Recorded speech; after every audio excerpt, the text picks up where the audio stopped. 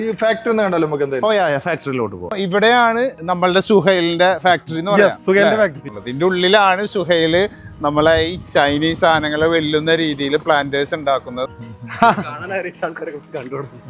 പരിചയമുണ്ട് അല്ലേ? ഓക്കെ. എവിടെയാ സ്ഥലം? എവിടെയാ?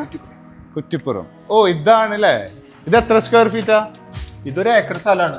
പഴയ മണ്ഡപം, പഴയ കല്യാണ മണ്ഡപം.